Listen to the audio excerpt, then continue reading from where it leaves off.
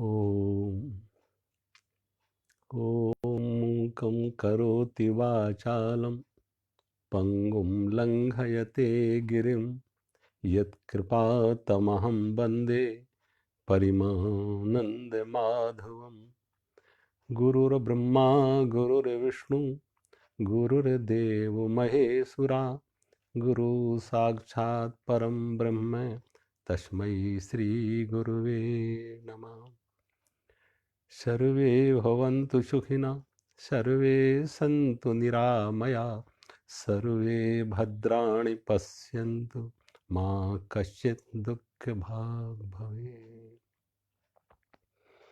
कर्पूरि गौरं करुणावतारं संसारसारं भुजगेन्द्रहारं सदा वसन्तं हृदयारविन्दे भवं भवानी सहितं नमामि। ओम शांति।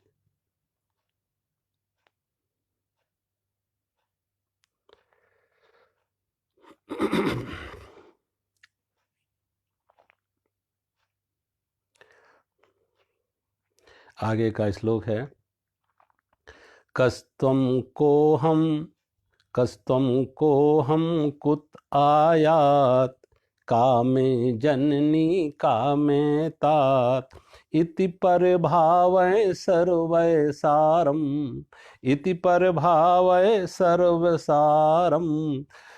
चित विश्वत्यक्त्वा स्वप्न विचारम भज गोविंदम गोविंदम भज मूढ़मते गोविंदम भज मूढ़मते।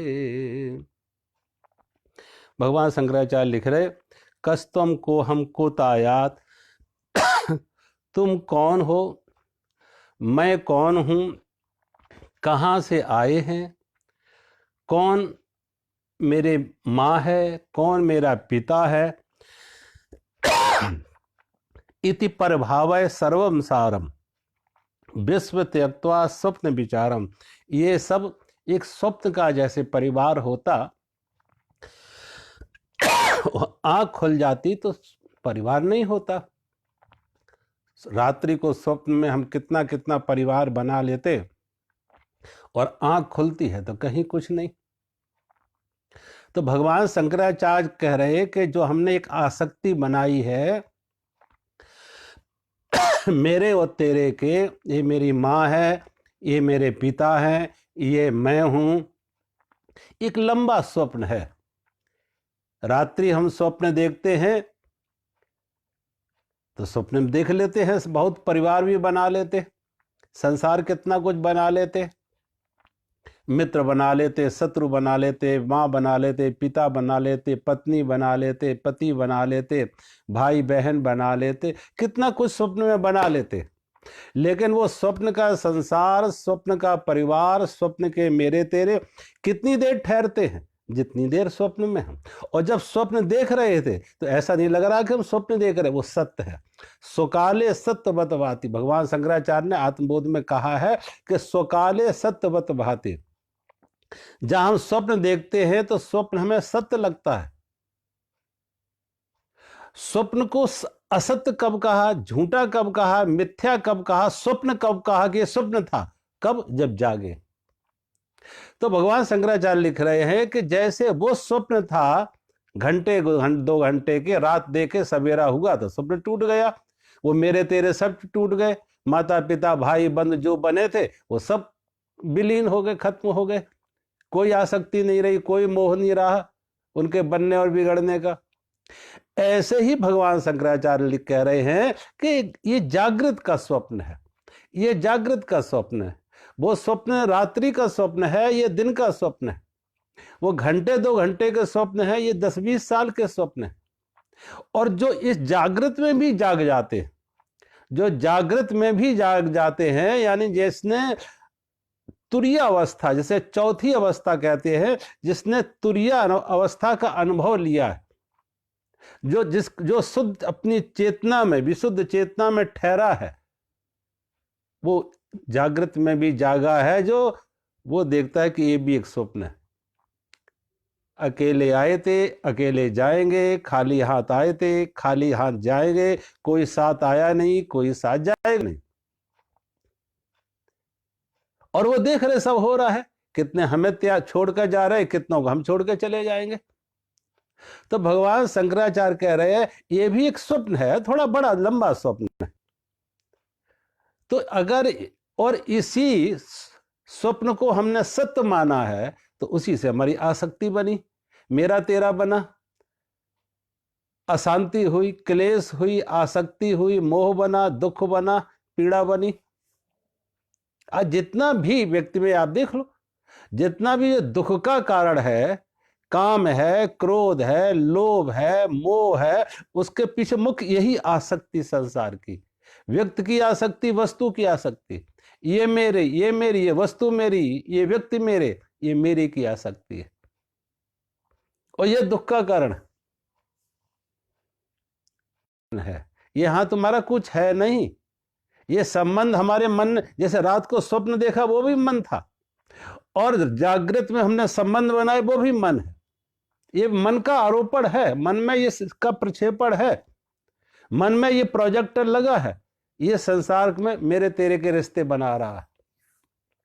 और जहां तक मेरा और तेरा खड़ आएगा, ये दुख का कारण होगा, ये आसक्ति दुख का कारण होगा, ये मोह दुख का कारण होगा, बंधन होगा। वो कभी सुना ना, कितनी बार बात हुई कि किसी बूढ़े के घर में आग लगी। एक बूढ़े के घर में आग लग गई तो बूढ़ा छाती पीट पीट के रो रहा, मैं मिट गया, बर्बाद हो गए, जीवन भर की कमाई चली गई। जब वो बूढ़ा व्यक्ति रो रहा था, छाती पीट रहा था, दुखी हो रहा था, अशांत हो रहा था, हाय तौबा मचाए था कि मकान जल रहा, मेरा मकान जल गया। तो जब उसका रोना धोना चल रहा था, मकान में आग लगी, आसपास के लोग बुझाने की चेष्टा कर रहे थे, लेकिन वो बूढ़ा रो रहा था। इसी बीच में उसका बेटा, इसी बीच में किसी पड़ोसी ने आके उसको कहा कि बाबा तुम क्यों रो रहे हो इतने, क्या तुम्हें नहीं मालूम तुम्हारे बेटे ने यह मकान बेच दिया है। जब किसी पड़ोसी ने आके उसको बताया, बाबा ये तुम्हारा मकान तो तुम्हारे बेटे ने बेच दिया था, अब जिसका जला है वो रोए, तुम क्यों रो रहे, तुमने तो बेच दिया, पैसे आ गए। उस बूढ़े को भी ज्ञान हुआ कि हाँ, मेरे बेटे ने मुझसे पूछा भी था और मैंने सलाह भी दी थी कि पुराना मकान बेचो, नई कोठी पाएंगे, नई कोठी डालेंगे। जब उसे इस बात का विश्वास हो जाता, भरोसा हो जाता कि मकान बिक गया, तो उसके आंसू जहां थे वहीं ठहर गए, एक आंसू भी आगे ना आया। अब मकान तो वैसा ही जल रहा, लेकिन अब मेरा नहीं जल रहा, जिसने खरीदा उसका जले, वो रोए, मैं क्यों अपने आंसू और दूसरे के मकान के लिए खर्च करें। उसका रोना धोना, दुख, पीड़ा, संताप, छाती पीटना सब ठहर गया, सब रुक गया, और ज्ञान भी आ गया, होश भी आ गया। कहा भगवान प्रभु तेरी रजा में हम राजी हैं, क्योंकि अब मेरा नहीं जल रहा, इसलिए उसकी रजा में हम राजी हैं। जब वो भी इसी तरीके से मकान बुझाने की चेष्टा में था, रोना धोना बंद हो गया, उसी बीच में उसका बेटा रोता हुआ आया दुकान से। उसे खबर मिली मकान में आग लगने की। जब बेटा रोता हुआ आया, बाप ने पूछा, बेटा तू क्यों रो रहा है, तूने तो मकान बेच दिया है। अब तूने तो बेच दिया है, जिसने खरीदा वो रोए, तू क्यों रो रहा है। जब कहा बेटा तुम क्यों रो रहे, तुमने तो मकान बेच दिया है, तो बेटे ने कहा पिताजी अभी बिका नहीं था, बात ही चली थी, अभी बिका नहीं था, अभी तो बात ही चली थी, ये तो अपना ही जल रहा है। जैसे कहा अपना जल रहा, वो बाप फिर रोने लगा, फिर छाती पीटने लगा, जीवन भर की कमाई चली गई, मिट गया, बर्बाद हो गया, लुट गया, छाती पीटने लगा। अब सोचो, ये दुख का कारण मकान की आग है या दुख का कारण मेरा है, मेरा।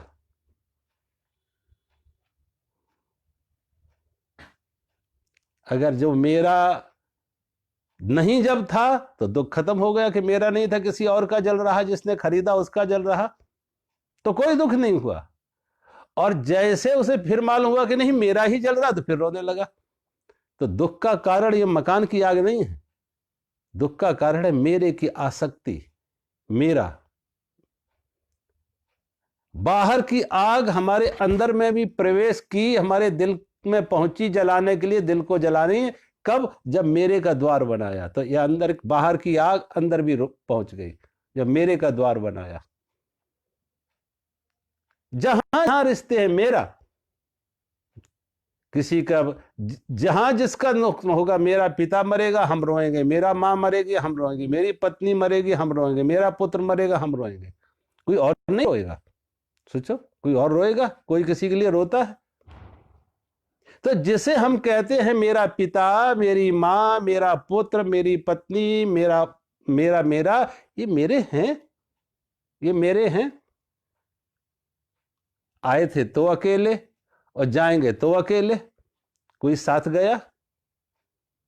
कहते हैं जब जमीन को हम कहते हैं जमीन मेरी, तो जमीन भी हंसती है कि तुमसे पहले कितने आए और गए, जमीन अपनी जगह पड़ी, मालिक बदलते गए, जमीन वहीं की वहीं। भगवान शंकराचार्य कह रहे हैं ये भी एक स्वप्न है, ये भी एक स्वप्न है, लंबा है। कितनी तलवारें खिंची, कितने युद्ध हुए, कितना रक्तपात हुआ, कितना खून खराबा। महाभारत के युद्ध में कितना रक्तपात हुआ, किसके लिए? राज्य के लिए, मेरे के लिए। न कौरव रहे न पांडव रहे, राज जमीन वहीं की वहीं। उस जिस जमीन के लिए लड़े थे वो जमीन वहीं की वहीं पड़ी है, लेकिन खून खराबे हो गए। एक बार कहते हैं कलयुग से किसी संत ने शिकायत की भगवान से कि कलयुग के कारण से लोगों में पाप बढ़ गए, अनाचार, दुराचार, अशांति, कलह, युद्ध, दुश्मनी, खून खराबा, ये सब का कारण क्या है कि कलयुग का आ गया। कलयुग के आने से खून खराबा हो रहा है, युद्ध हो रहे, कलह हो रही, अशांति है, कलयुग के आने से। तो जब ये बात शिकायत की भगवान से कि कलयुग के आने से ये सारा आदमी का मन बदल गया, दुख, क्लेश, अशांति है, युद्ध है, खून खराबा है, तो कलयुग ने कहा थोड़ा समय दो, हम इस परीक्षण करके आपको दिखाएंगे कि इसमें मेरा कहीं कोई दोष नहीं है, इसमें कहीं मेरा कोई दोष नहीं है। तो कलयुग ने क्या किया कि 4 शिकारी एक दिशा से आ रहे थे। 4 शिकारी जो शिकार के लिए वन में जा रहे थे, हाथ में उनके बंदूकें थीं और किसी हिरण के शिकार में जा रहे थे। कलयुग सोने का हिरण बन जाता, और कलयुग सोने का हिरण बना।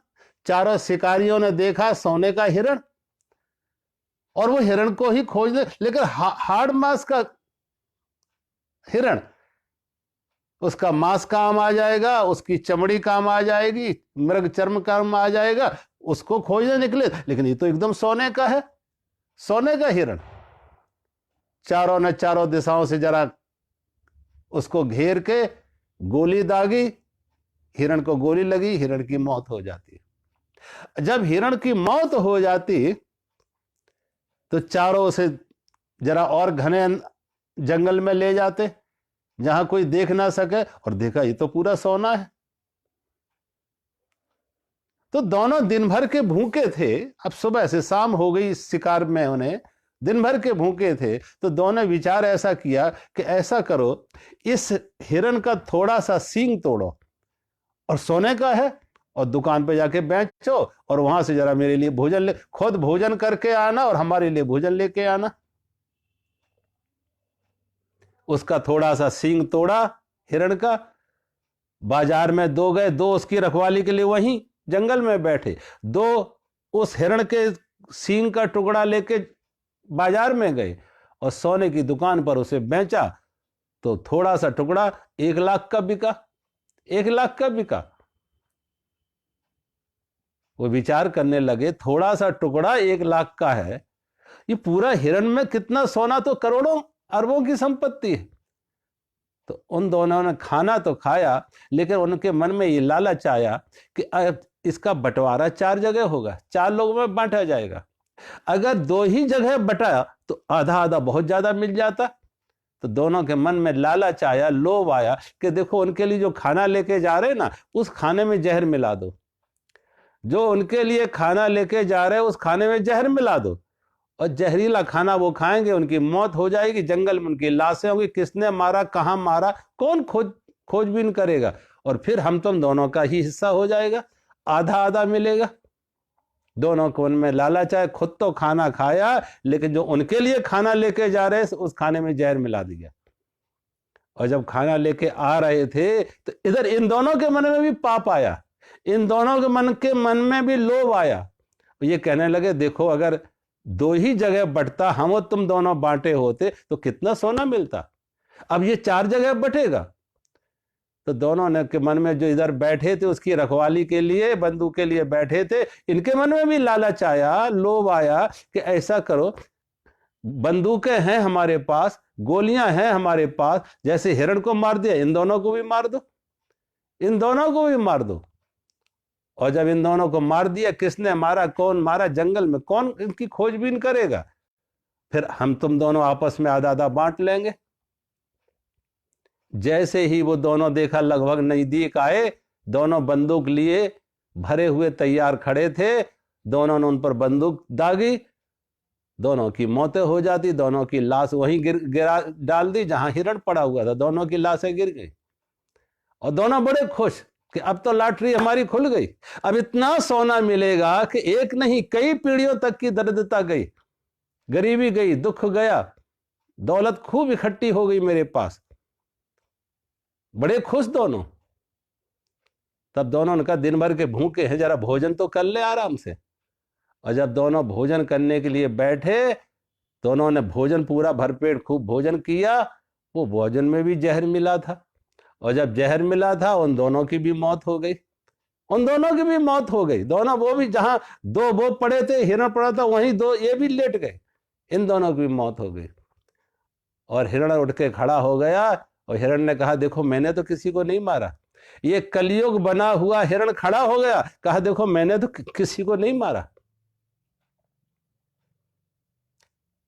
राम न मारे काहू को ऐसे भोले राम, राम न मारे काहू को ऐसे भोले राम, आपस में मर जात नर कर कर खोटे काम।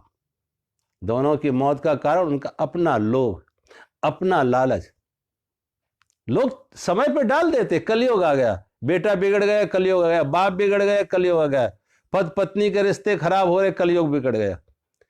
कलयुग के कारण से नहीं है, कलयुग सतयुग में भी ये लोगों के मन बिगड़े हुए थे। सतयुग में भी रावण था, कुंभकर्ण थे, मेघनाथ थे, द्वापर में भी कंस जैसे अतताई थे। तो समय नहीं बदला, हमारे मन बदले, हमारे मन बदले। इसलिए भगवान शंकराचार्य कह रहे हैं विचार करो कि जो हमारी आसक्ति है, आसक्ति कारण है मेरा दुख, मेरा मेरा मेरा। सोचो कौन है मेरे, कौन है तुम कौन हो, मैं कौन हूं, कौन हमारी मां है, कौन हमारा पिता है। एक स्वप्न है। समुद्र के किनारे जाओ, सागर के किनारे जाओ, लहरें मिलेंगी, और लहरें वो बना ले कि मेरा पिता है, ये मेरी मां है, ये मेरा भाई है।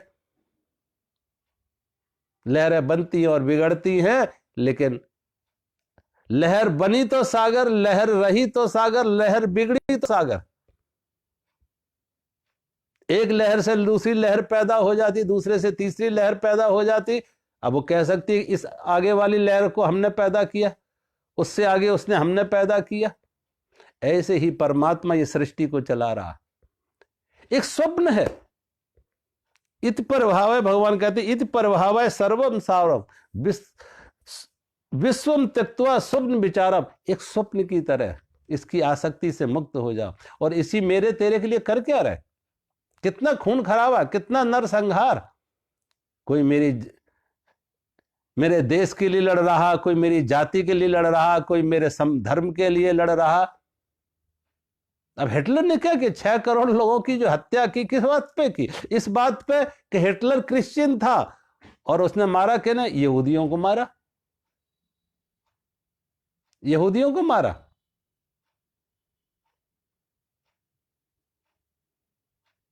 देश के नाम से जमीन के बंटवारे हमने किए, जमीन को बंटवारे किए, ये मेरा देश, ये वो उसका देश, और जमीन के लिए कितने युद्ध हुए, कितने खून खराबा, सारी दुनिया को जीतना है। जमीन किसी के साथ नहीं गई, लेकिन व्यक्ति का जो ये मेरा है, मेरी जाति, मेरा परिवार, मेरा समाज, मेरी जाति, मेरा संप्रदाय, मेरा राष्ट्र, ये जो मेरे का भाव है, ये लड़ा रहा, ये आसक्ति, ये मेरे की आसक्ति। और मैं तो ये कहेंगे, अगर सच्चाई में देखो, ईमानदारी से विचार करो, तो सारी दुनिया को जोड़ने वाला कोई एक धर्म अगर है तो वो वेदों का ज्ञान है, उपनिषदों का ज्ञान है। इसलिए तो एकमात्र भारत जैसा देश और भारतीय संस्कृति और भारतीय अध्यात्म और भारतीय शास्त्र, जिन्होंने ये घोषणा की, वेदों ने ये घोषणा की, अहम निजा परो वेति गणना लघु चेतसाम, अहम निजा परो वेति गणना लघु चेतसाम, उदार चरित्र नाम वसुधैव कुटुंबकम। ये भारत की देन है, ये भारत की उद्घोषणा है, ये भारत का आवाहन है सारी दुनिया के लिए। अहम निजा परो वेति, यह मेरा, ये तुम्हारा, ये कौन करते हैं? अहम निजा परो वेति गणना लघु चेतसाम, जिनकी चेतना, जिनकी बुद्धि, जिनका विवेक, जिनका ज्ञान बहुत सिकुड़ा हुआ है, सीमित है, मेरे तेरे में बटा हुआ है। उदार चरित्र नाम, जो उदार हृदय व्यक्ति हैं, वो क्या कहते? वसुधैव कुटुंबकम। वो कहते हैं वसुधैव कुटुंबकम, सारा विश्व हमारा परिवार है। और आज जरूरत है, आज के इस युग में जरूरत है वसुधैव कुटुंबकम की, ऐसा धर्म जो सारी दुनिया को जोड़ सके।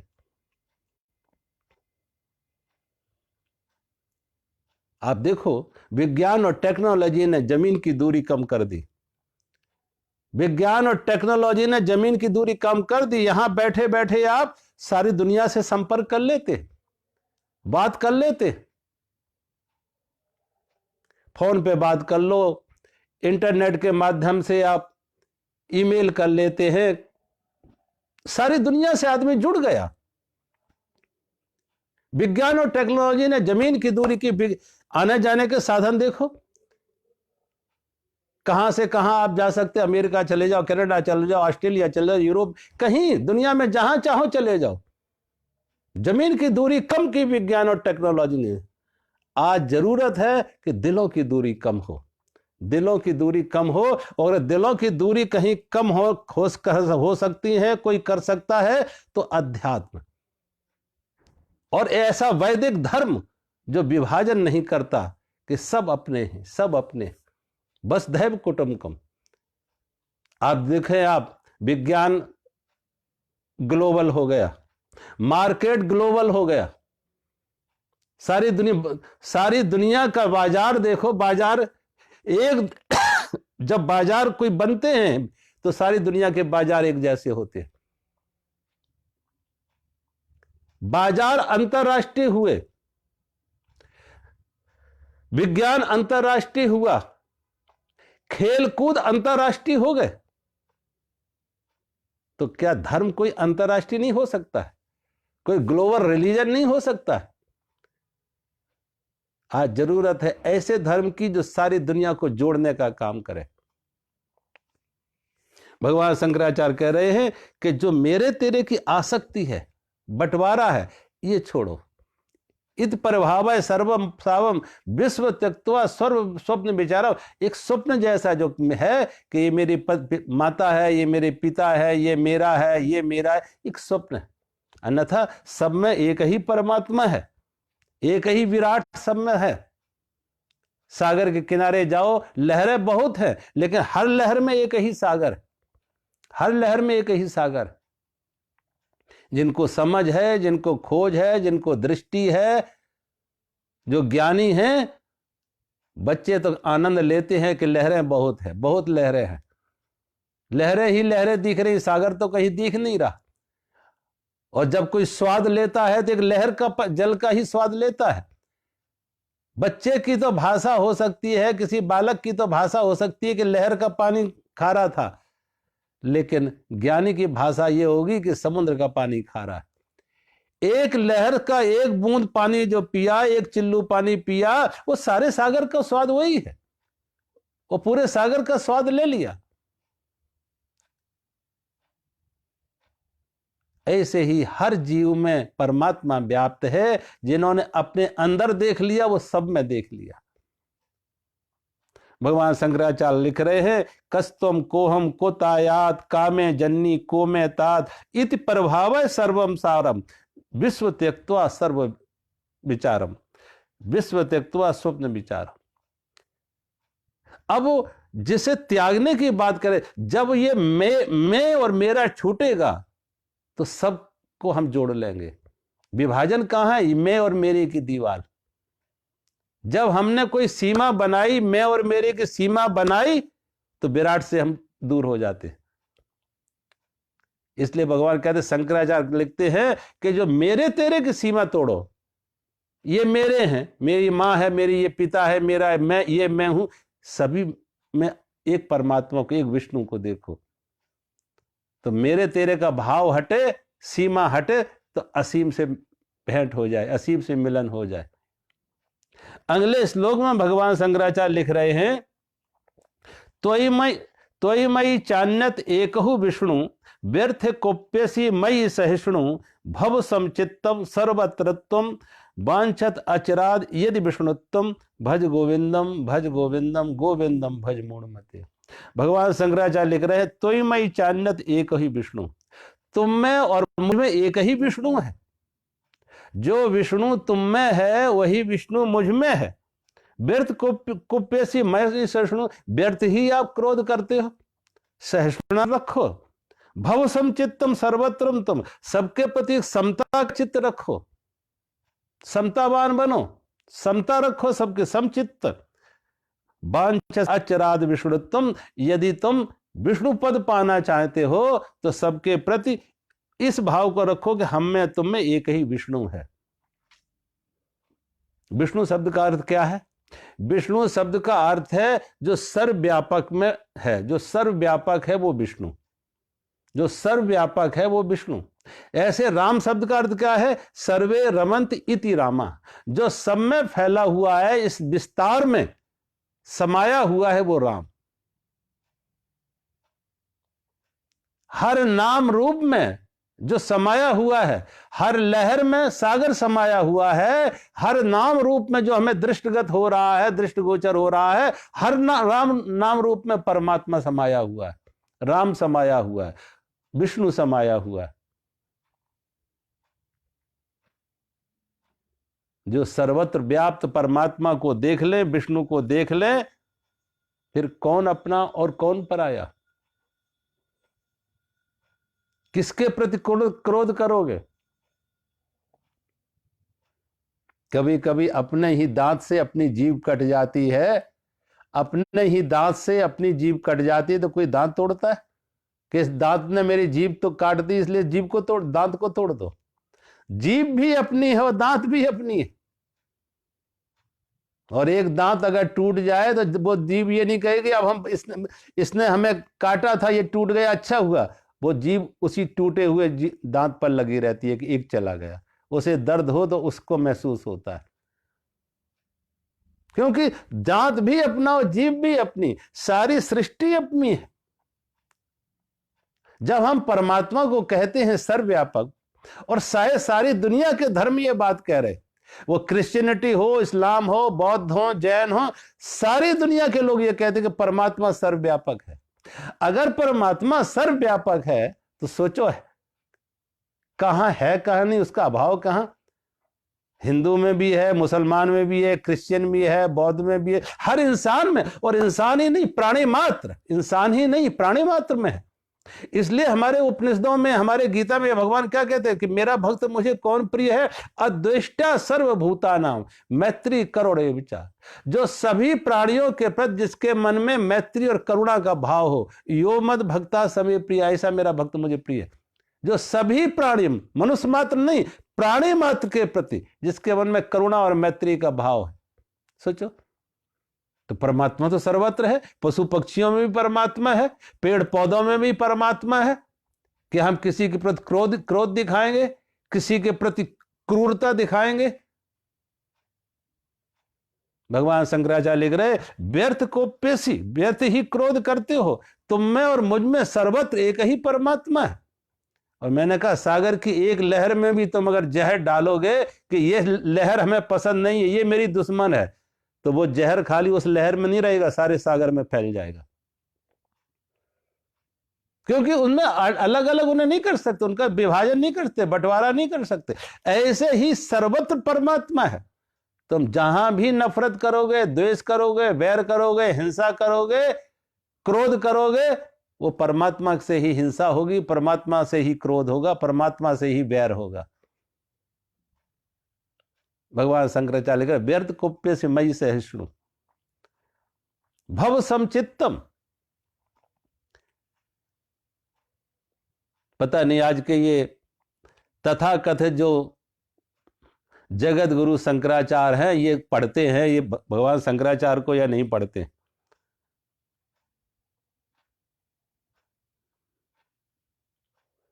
भगवान शंकराचार्य के ही जीवन की घटना कि जब वो काशी में थे तो एक बार गंगा स्नान करके जा रहे थे, वापस अपनी जगह पर गंगा स्नान करके वापस अपनी जगह आश्रम में जा रहे थे, मठ में जा रहे थे, तो उन्होंने देखा सड़क पर एक व्यक्ति सफाई कर रहा है, झाड़ू लगा रहा है। तो जब उस सफाई कर्मचारी को देखा, अब छोटी जाति का रहा होगा, तो उसको देख के भगवान शंकराचार्य कहते, दूर हट जा, दूर हट जा। तो उस कहते हैं, उस चांडाल ने, उस दलित ने, उस हरिजन ने, उस सफाई कर्मचारी ने भगवान शंकराचार्य से पूछा, किसको कह रहे हो दूर हटने के लिए, शरीर या आत्मा? शरीर अगर हमारा पंच तत्वों का बना हुआ है तो शरीर तो आपका भी पंच तत्वों का है। छोटी जाति हो या बड़ी जाति हो, किसी के यहां 6 तत्व नहीं है, छित जल पावक गगन समीरा। हर किसी का शरीर यही 5 तत्वों से बना है। आकाश से पृथ्वी, जल, वायु, अग्नि, सभी के शरीर, चाहे ब्राह्मण का शरीर हो, किसी दलित का, हरिजन का शरीर हो, शरीर सबके एक जैसे। और फिर अगर चेतना की बात कहो, आत्मा की बात कहो, तो जो आत्मा तुम्हारे अंदर नित्य शुद्ध है, वही आत्मा मेरे अंदर भी नित्य शुद्ध है। उस सफाई कर्मचारी ने शंकराचार्य के सामने प्रश्न किया, आप किसको कह रहे हो दूर हटने के लिए? शंकराचार्य को होश आया, भगवान शंकराचार्य को, और भगवान शंकराचार्य ने उस हरिजन को, शूद्र को, उस दलित को, उस सफाई कर्मचारी को साष्टांग दंडवत प्रणाम किया। साष्टांग दंडवत प्रणाम लेट के, और कहा, तुम तो मेरे गुरु हो, मुझे ज्ञान दिया, तुम तो मेरे गुरु हो। सोचो, कथनी और करनी में फर्क। कथनी तो है सर्वत्र परमात्मा है, सब में विष्णु है, सर्वत्र परमात्मा है, सब में विष्णु है, लेकिन कथनी हम तो है, लेकिन करनी में क्या हो जाए? व्यवहार में। आज भी व्यवहार में ये कहेंगे जातियां, इस जाति का आदमी वेद पढ़ेगा, उस जाति का वेद नहीं पढ़ेगा। वेद पढ़ने का अधिकार सिर्फ ब्राह्मण को है, ब्राह्मण घर में पैदा नहीं हो तो वेद नहीं पढ़ सकते। और वेद वाणी की बात करते हैं, अद्वैत की बात करते हैं, सब में परमात्मा है, सब में ब्रह्म है, वो बात करते हैं। अगर सब में ब्रह्म है, सब में परमात्मा है, तो ब्रह्म को ही तुम ब्रह्म ज्ञान से रोक रहे हो, ब्रह्म को ही तुम वेद पढ़ने से रोक रहे हो, उस विष्णु को ही तुम वेद पढ़ने से रोक रहे हो। वो विष्णु को है, विष्णु को ही वेद पढ़ने से रोक रहे हो। लेकिन वो मात्र कथनी है, करनी नहीं है, व्यवहार में नहीं है। कथनी मीठी खाड़सी करनी विष की लोय, कथनी मीठी खाड़सी करनी विष की लोय, कथनी तज करनी करो तो विष से अमृत होए। संत लिखते हैं कि कथनी मीठी खाड़सी, कथनी तो ऐसी है जैसे खूब मिठास है शक्कर, चीनी, चीनी जैसी, गुड़ जैसी खूब मीठी है कथनी। करनी कैसी है? जहर। विषैली, कड़ुआ, तो उससे कुछ लाभ नहीं है। कथनी तज, करनी करो। उस कथनी को छोड़ो, करनी सुधार लो, करनी मीठी कर लो, करनी में रस भर लो। और अगर करनी हमारी सुधर जाए, ये कड़वाहट हट चली जाए हमारे व्यवहार से, तो अमृत हो जाए। सारे समाज में अमृत ही अमृत। आज जो विष व्याप्त हो रहा है समाज में, समाज टूट रहा है, लोग बिखर रहे हैं, अलगाव पैदा हो रहा है, आज जो धर्मांतरण हो रहा है, उसके पीछे बहुत बड़ा एक कारण यह है कि आदमी एक बार पेट से भूखा रह सकता है, लेकिन सामाजिक अपमान सहन नहीं कर सकता। और आज जिन्हें हम छोटा कह रहे हैं, छोटी जाति कह रहे हैं, जिन्हें अस्पृश्य कह रहे हैं, छुआछूत की बात कर रहे हैं, जो नासमझ, और फिर कह भी रहे हैं जगत गुरु। जगत एक और तुम सबके गुरु हो, और गुरु का व्यवहार ऐसा निंदनीय व्यवहार, ऐसा घृणित व्यवहार कि छोटा बड़ा, मेरा तेरा, ऊंच नीच। अगर ये गुरुओं का ये हाल है तो सोचो ज्ञानियों का ये हाल है, तो अज्ञानियों से तुम क्या अपेक्षा करोगे। भगवान शंकराचार्य खुद ही लिख रहे हैं, तो मैं चान्यत एक ही विष्णु, तुम में और मुझ में एक ही विष्णु है, एक ही परमात्मा है, एक ही ब्रह्म है। और अगर एक ही ब्रह्म है, एक ही परमात्मा तुम में मुझ में है, तो तुम किसे छोटा कहोगे, किसे बड़ा कहोगे, किसके प्रति क्रोध दिखाओगे, किसके प्रति वैर दिखाओगे। भव सब चित्तम सर्वत्र तुम, मन में चित्त समता लाओ। और गीता में आप देखो भगवान कृष्ण ने इसी समचित्त को ही योग कहा, इसी को योग कहा। जब अर्जुन को कहा, अर्जुन योगस्थे कुरु कर्माणि, योग में स्थिर होकर कर्म करो। अर्जुन को भगवान कृष्ण ने कहा, अर्जुन योगस्थे कुरु कर्माणि, योग में स्थिर होकर कर्म कर। तो अर्जुन ने पूछता कि योग क्या है, तो भगवान ने योग की परिभाषा भी साथ में दे दी। क्या योग की परिभाषा दे दी? सिद्ध सिद्धो शमो भूत्वा, सिद्ध सिद्धो शमो भूत्वा समत्वम योग उच्यते। भगवान कृष्ण कह रहे हैं सिद्ध सिद्धो शमो भूत्वा, जो लाभ हान में, सुख दुख में, अपने मेरे तेरे में, सबके बीच में जो समता चित्त में ले आए कि ना यहाँ कुछ मेरा, ना तेरा, ना अपना, ना पराया, ना सुख ना दुख, ना मान ना अपमान, ना छोटा ना बड़ा, सब में एक विष्णु है। और सब में एक विष्णु है, सब में एक परमात्मा है, तो चित्त में एक समता आएगी। और भगवान शंकराचार्य जिसे कहते हैं सब चित्त, उसी को भगवान कृष्ण ने कहा है समत्वम योग उच्यते। चित्त में समता आना, equanimity of mind, equanimity of mind, चित्त का समतावान, चित्त का समतावान, हमारे मन का समतावान, न छोटा बड़ा नहीं, गरीब अमीर नहीं, ऊंची जाति छोटी बड़ी जाति नहीं, कोई छूत अछूत नहीं। जब ये भाव आ जाए कि इंसान इंसान, प्राणी, सभी प्राणियों के प्रति करुणा और प्रेम आ जाए, सभी इंसानों के प्रति चित्त में समता आ जाए, और चित्त में समता आ जाए, इसी को भगवान शंकराचार्य कह रहे भव सम चित्तम सर्वत्र, सर्वत्र सभी के प्रति चित्त में एक समता रखो। उसी को भगवान कृष्ण ने कहा है समत्वम योग उच्यते, चित्त का समतावान ही योग है, चित्त का समतावान ही योग है। विद्या विनय संपन्ने ब्राह्मणे गवि हस्तिनी, सुन चैवे सुपाके चा पंडिता समदर्शिना। भगवान कृष्ण गीता में कह रहे हैं कि पंडित कौन है? जो समदर्शी है। ज्ञानी कौन है? जो समदर्शी है। योगी कौन है? जो समदर्शी है। अगर योगी, योग का परिभाषा, योगी वही है जो समदर्शी है, ज्ञानी वही है जो समदर्शी है, पंडित वही है जो समदर्शी है, और जो समदर्शी है वो विभाजन करेगा छोटे और बड़े का, गरीब और अमीर का, इस जाति का उस जाति का। किसी के पैदा होने से उसको तुम ऊंच नीच कह दोगे, छूत अछूत कह दोगे, पैदा होने मात्र से कि किसी घर में पैदा हो गए। और इस तरह की अभद्रतापूर्ण बात है, ये तो हमारे संतों को भी, कितने हमारे संत, कबीर देखो कहां पैदा हुए थे, रविदास कहां पैदा हुए थे, सेना नाई कहां पैदा हुआ था, गोरा कुम्हार कहां पैदा हुआ था। इन महापुरुषों को तुम क्या कहोगे? इन्हें जातियों में बांटोगे? इन्हें छूत अछूत कहोगे? वाल्मीकि, इन्हें छूत अछूत कहोगे? कि वाल्मीकि जैसा ऋषि, जो राम कथा की पहली राम कथा रामायण लिखी गई, वो वाल्मीकि के द्वारा रचित है। उन्हें तुम छोटी जाति कहोगे?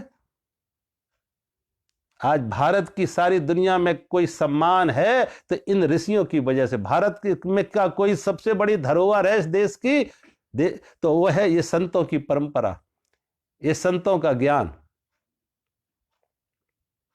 भगवान शंकराचार्य कह रहे भव समचित्तम सर्वत्रम, तुम सभी के प्रचित्त में समता रखो। कोई मेरा नहीं, कोई तेरा नहीं, कोई छोटा नहीं, कोई बड़ा नहीं, किसी का क्रोध नहीं, वैर नहीं, सबके प्रति समता का भाव रखो। हमारा ज्ञान इतना ऊंचा, मैंने कहा ये ज्ञान सारी दुनिया को जोड़ सकता है, सारी दुनिया को। लेकिन हम अपने घर में बटे बटे हुए हैं।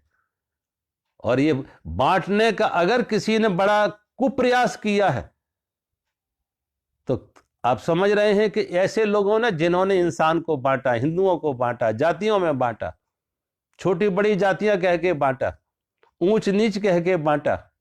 ये व्यक्ति शास्त्र पढ़ सकता है, ये शास्त्र नहीं पढ़ सकता, ये शास्त्र का अधिकारी है, ये अनाधिकारी है, ऐसी बातें करने वालों ने ही सबसे बड़ा इस देश की शास्त्रों का अपमान किया, इस देश की संस्कृति का नुकसान किया और इस देश के विभाजन का कारण बना। ऐसी मानसिकता के लोग जो आज इंसान को बांट रहे हैं जन्म से कि ये छोटा है, ये बड़ा है, ऊंच है, ये नीच है, ये छूत है, ये अछूत है, इसको वेद पढ़ने का अधिकार है, इसको वेद पढ़ने का। ऐसी मानसिकता, ऐसी सोच वाले लोग हमारी संस्कृति के और हमारे शास्त्रों के और हमारे देश के रक्षक नहीं हो सकते, हमारे हितैषी नहीं हो सकते कि हमारी संस्कृति और हमारे देश के हितैषी हो। भगवान शंकराचार्य की ही वाणी है, भव समचित्तम त्वयि मयि चान्यत एक ही विष्णु, त्वयि मयि चान्यत एक ही विष्णु, व्यर्थ कोप्यसी मयि सहिष्णु, भव समचित्तम सर्वत्रप्तम। कहा था सबके चित्त में समता रखो, मन में समता रखो, समदर्शी बनो। समत्वम योग, समतावान ही योग है। और किसी के प्रति क्रोध ना करो, बैर ना करो।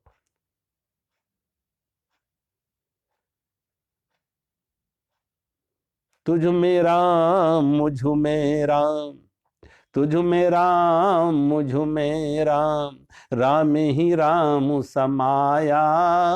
तुझ में राम मुझ में राम, राम ही राम समाया।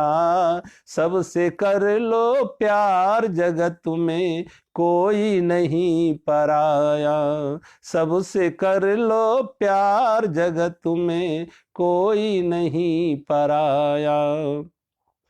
जितने हैं संसार के प्राणी एक है सबकी ज्योति, जितने हैं संसार के प्राणी एक है सबकी ज्योति। एक बाग के फूल हैं सारे एक माला के मोती, एक बाग के फूल हैं सारे एक माला के मोती। एक ही कारीगर ने सबको एक मिट्टी से बनाया, एक ही कारीगर ने सबको एक मिट्टी से बनाया। सबसे कर लो प्यार जगत में कोई नहीं पराया। तुझ में राम मुझ में राम, राम ही राम समाया।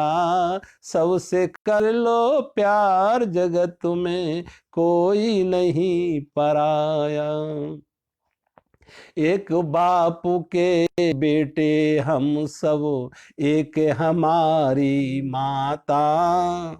एक बापू के बेटे हम सब, एक हमारी माता। दाना पानी देने वाला एक हमारा दाता, दाना पानी देने वाला एक हमारा दाता। फिर न जाने किस मूर्ख ने फिर न जाने किस मूर्ख ने लड़ना हमें सिखाया। सबसे कर लो प्यार जगत में कोई नहीं पराया, कोई नहीं पराया।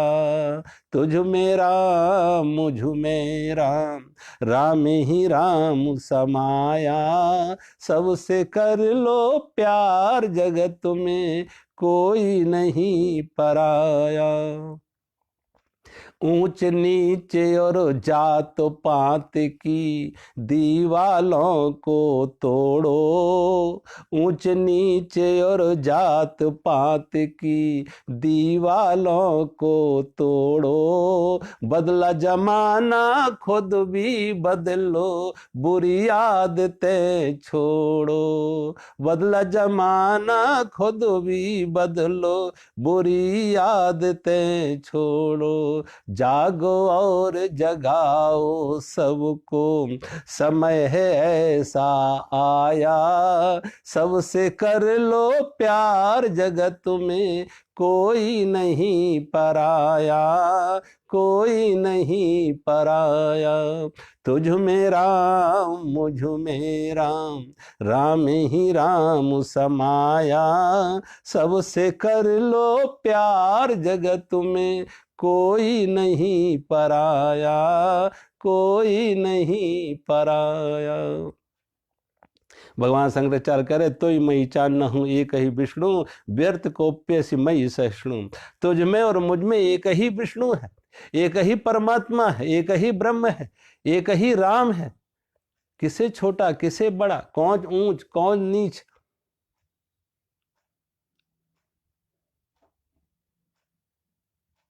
एक बार एक नाथ जी गंगोत्री से गंगा जल लेके रामेश्वरम जा रहे थे। उन दिनों पैदल व्यवस्था थी, पैदल चलते लोग, आज की तरह यातायात के साधन नहीं थे, गाड़ियां नहीं थी। गंगोत्री से गंगा जल लिया, गंगा रामेश्वर पहुंचने तक 3 महीने का समय लगा। 3 महीने का समय लगा उन्हें। जब बिल्कुल रामेश्वरम धाम के निकट पहुंच गए, रामेश्वरम मंदिर के निकट पहुंचे, लगभग 5 किलोमीटर पहले एक नाथ जी ने देखा एक प्यासा गधा पानी के अभाव में छटपटा रहा था। प्यासा गधा पानी के अभाव में छटपटा रहा था। प्यासा, पानी आसपास कोई पानी था नहीं, और वो गधे का मालिक भी उसे गधे को छोड़कर चला गया कि कोई पानी का साधन है नहीं तो मरेगा। एक नाथ जी सिर पर गंगा जल लिए, गंगा जल का घड़ा लिए, जब देखा उस प्यासे गधे को तो शिव शिव कह के वो घड़ा पानी का उस गधे के आगे रख दिया, गधे को पिला दिया। शिव शिव कह के, भगवान शिव कह के, ओम नमः शिवाय कह के उस गधे को पूरा गंगा जल पिला दिया। साथ के लोग कहने लगे, देखो कैसा नास्तिक है, गंगा जल लाया था भगवान शिव के लिए और पिला दिया गधे को। और कहते हैं जब रामेश्वरम मंदिर में पहुंचे तो रामेश्वरम मंदिर की परंपरा है, कोई अपने हाथ से जल नहीं डालता शिवलिंग पे, पुजारी उस व्यक्ति का नाम लेकर जल छोड़ते हैं। जब मंदिर में पहुंचे तो पुजारी एक नाथ का नाम लेकर गंगा जल छोड़ रहे। जल पिलाया गधे को, पहुंच गया रामेश्वरम। और एक नाथ जी ने कहा, देखो भगवान की कृपा, भगवान की करुणा, कि भगवान 5 किलोमीटर पहले आगे लेने, कि 5 किलोमीटर तक ये भार ना उठाना पड़े, ये बोझ ना उठाना पड़ा, भगवान 5 किलोमीटर पहले आगे लेने। एक नाथ जी को गधा नहीं दिखा, शिव दिखे, भगवान दिखे, ब्रह्म दिखे। जिनके पास दृष्टि है ब्रह्म को देखने। आज सोचो, ना मालूम लोगों की मानसिकता कितनी बिगड़ी हुई है। इंसान की बनाई हुई मूर्तियों में भगवान को देख रहे हैं, इंसान की बनाई हुई मूर्तियों में भगवान को देख रहे हैं, लेकिन भगवान का बनाया हुआ इंसान में भगवान नहीं दिख रहा है। जो भगवान का ही बनाया हुआ इंसान है उसमें भगवान नहीं दिख रहा है, उसमें परमात्मा नहीं दिख रहा, उसमें ब्रह्म नहीं दिख रहा। जिस उस इंसान ने जो मूर्ति बना दी, पत्थर की हो किसी धातु की हो, उसमें भगवान दिख रहे हैं। लेकिन जो भगवान की बनाई हुई मूर्ति है, भगवान का बनाया हुआ इंसान है, वहां पे हमें भगवान नहीं दिख रहे। वहां हम क्रूरता दिखाते हैं, हिंसा दिखाते हैं, वैर दिखाते हैं, क्रोध दिखाते हैं, छोटा बड़ा कहते हैं, ऊंच नीच कहते हैं, भेदभाव करते हैं। इन्हें हम धार्मिक कह सकते हैं? ऐसे ये लोग धार्मिक हैं जो इंसान में भगवान को नहीं देख पा रहे, मूर्तियों में भगवान को देख पा रहे, लेकिन इंसान में भगवान को नहीं देख पा रहे। एक नाथ जी ने गधे को शिव शिव कह के पानी पिला दिया। भगवान शिव ने बड़ी कृपा की, 5 किलोमीटर लेके आ गए, और प्रगट रूप में। कहते हैं एक बार शिरडी साईं बाबा के पास कोई एक साधु ने नियम बना लिया था कि दिन में एक बार शिरडी साईं बाबा के वो दर्शन करने आता था। शिरडी साईं बाबा के दर्शन करने दिन में एक बार आता था, और उसका यह नियम था जब तक बाबा के दर्शन ना हो तो भोजन नहीं करता था। कभी कभी विलंब हो जाती, सूर्य अस्त हो जाता तो भोजन नहीं करता था। सूर्य अस्त होने के बाद तो एक दिन शिरडी साईं बाबा ने उसको कहा, भाई तू इतनी दूर से आता मेरे पास मेरे दर्शन करने, और कभी कभी दर्शन में विलंब हो जाती तो भोजन नहीं करता सूर्य अस्त होने के बाद, और मेरे कारण से भूखा रहा, इसलिए मेरे मन में दुख होता कि मेरे कारण से तू भूखा रहा। अब तू ऐसा कर, इतनी दूर मेरे पास मत आया कर, मैं तुझे दर्शन देने नित्य प्रत तेरी कुटिया पर आएंगे, नित्य प्रत तुझे दर्शन देने तेरी कुटिया पर आएंगे। वो साधु बड़ा खुश हुआ। देखो संत की करुणा, संत की कृपा, संत का प्रेम, संत का हृदय, कि मेरी पीड़ा को समझा, और भगवान कह रहे हैं कि हम दर्शन देने वहीं आएंगे तुझे तेरी कुटिया पर। बड़ा खुश हुआ। दूसरे दिन उसने भोजन बनाया, भोजन बना के थाली सामने में रखी, शिरडी साईं बाबा का स्मरण किया कि संत आएंगे उन्हें भोजन कराएंगे।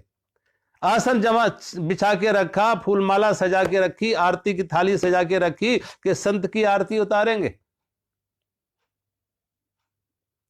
समय जैसा दिया था 12 बजे, 12 बज गए। सामने से देखा एक कुत्ता जरूर आ रहा, शिरडी बाबा तो नहीं आ रहे, एक कुत्ता आ रहा है।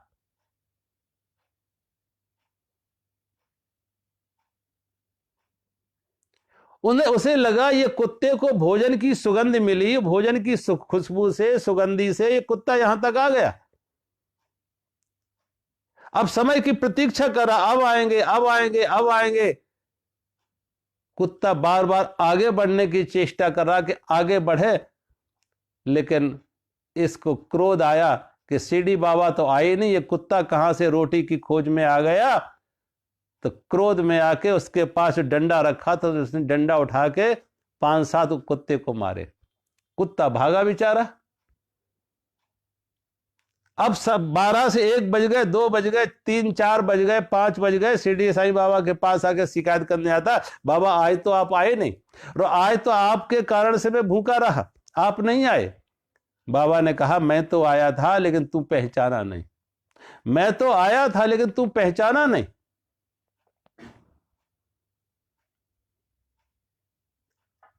मैं थोड़ा आगे बढ़ा कि तू मेरी आंखों में झांक, मुझे पहचान, मेरी आंखों में झांक, मुझे पहचान। और जब मैं आगे बढ़ा तो तूने मुझे डंडे मारे, और देख मेरी पीठ पर डंडों के निशान। कहते हैं उसकी पीठ का कपड़ा हटा के देखा तो उसकी पीठ पर डंडों के निशान, बाबा की पीठ पर डंडों के निशान। रोने लगा, महाराज मैंने तो फूल माला सजा के रखी थी, आरती सजा के रखी थी, लेकिन आपका स्वागत हुआ डंडों से, और मुझसे भूल हो गई, अपराध हो गए। मुझे नहीं मालूम था आप इस रूप में आएंगे, कुत्ते के रूप में भी आप आ सकते, ये मैंने कभी सोचा भी नहीं था कि आप जैसे संत, आप जैसे महापुरुष कुत्ते का रूप भी लेंगे, ये मैंने नहीं सोचा था। भूल हो गई। फिर कृपा करना कि फिर दर्शन देने। बाबा ने कहा हम फिर आएंगे, फिर आएंगे।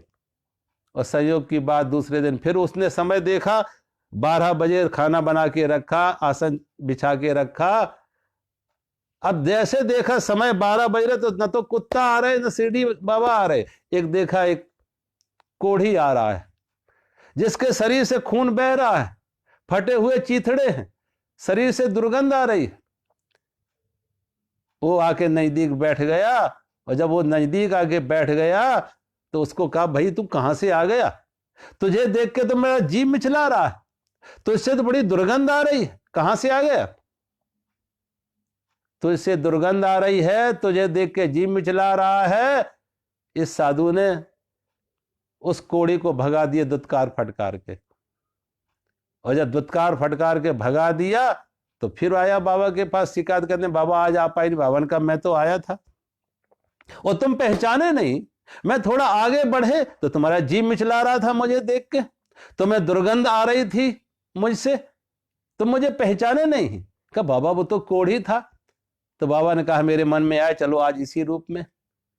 रोने लगा, बाबा फिर कृपा करो। फिर बाबा ने कहा मेरे अगर 100 बार भी आएंगे तुम पहचानेगा नहीं। व्यक्ति की दृष्टि बहुत सीमित है। परमात्मा आएगा तो कोई कृष्ण की तरह बांसुरी बजाता हुआ आएगा पीतांबर पहन के, कोई परमात्मा आएगा तो राम की तरह धनुष बाण लेकर आएगा, कोई परमात्मा आएगा तो शिव की तरह त्रिशूल लेके मस्तक पर चंद्रमा होगा, जटाओं में गंगा होगी। लेकिन हम नहीं समझ पाते हैं कि वो परमात्मा, वो कृष्ण, वो राम, वो शिव किसी अपाहज के रूप में आ जाए, किसी अनाथ के रूप में आ जाए, किसी गरीब के रूप में आ जाए, किसी बीमार के रूप में आ जाए, किसी दरिद्र के रूप में आ जाए, नहीं पहचान पा रहे।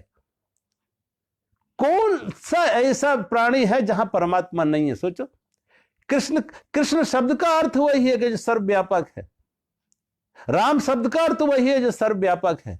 विष्णु शब्द का अर्थ वही है जो सर्वव्यापक है। अब जो परमात्मा सर्वव्यापक है तो तुम किससे नफरत करोगे, किसे बुरा कहोगे, किसको क्रोध करोगे, किसे छोटा बड़ा ऊंच नीच करोगे?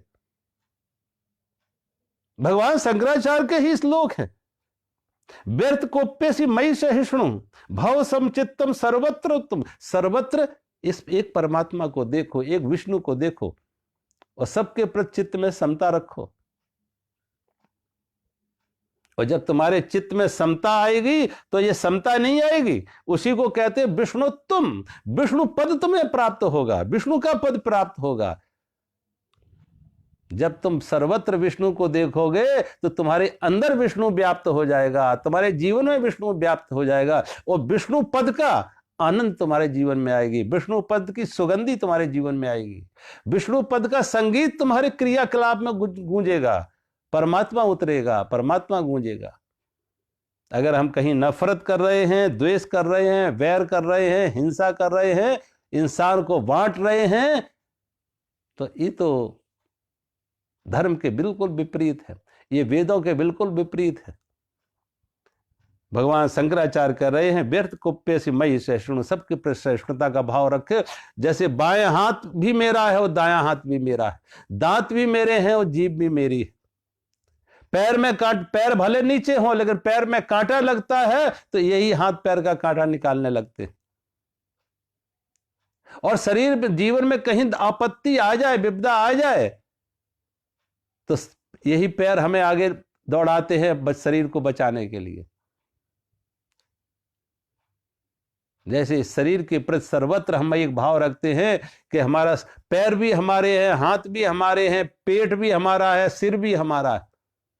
हम उनमें भेदभाव नहीं करते। सुबह स्नान करते हैं तो सबको संभालते हैं, सबको साफ करते हैं, स्वच्छ करते हैं, सबकी देखभाल करते हैं। पैरों को जो जरूरत है वो पैरों को देते हैं, सिर की जो जरूरत है वो सिर को। हम भेदभाव नहीं करते क्योंकि अपना सब अपने ही है। ऐसे ही ये सारा सृष्टि, सारा समाज परमात्मा का रूप है।